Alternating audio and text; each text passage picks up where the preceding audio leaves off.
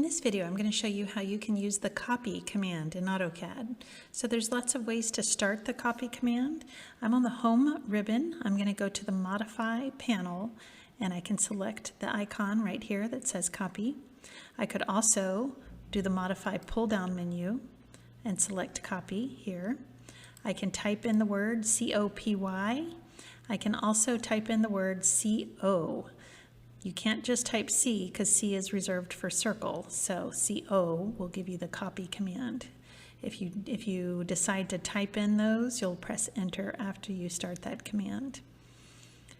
I'll select the copy command, and right now it wants me to select the object. I'm going to select the object, and it doesn't know if I'm done selecting. So anytime you start one of the modify commands and then select the object, you can copy multiple objects. So AutoCAD needs to know when you're done selecting. In order to tell it you're done selecting, we're going to press enter. And the next thing that we have, we're just reading the command line, or right here, AutoCAD's prompting me at my cursor because I have dynamic input turned on. I've also got it down here at the command line, but it says specify a base point. Now the base point is where I'm going to be holding the object when I make that copy. So if I just select this corner here, that's where I'm holding it, as you can see. And now it just wants to know where you want to put it. So I can just copy, copy, copy.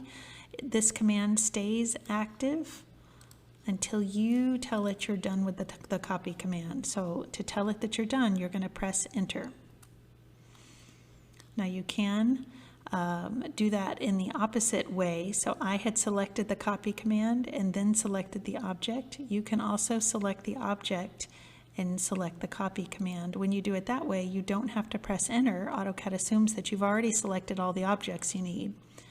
And then you'll just specify a base point again. Let's choose this one as the base point. And that's it. We can just copy this box right over here. So sometimes it does matter where the base point is.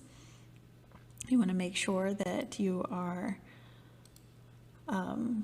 holding the object where you need to hold it in case you need to place it someplace very specific. So sometimes it doesn't matter where you choose as the base point, but if I definitely needed this box to go from the midpoint to this midpoint, you need to be careful where you're picking that box up or what you select as the base point. When you're done with that command, press enter, and that's it. That's the copy command.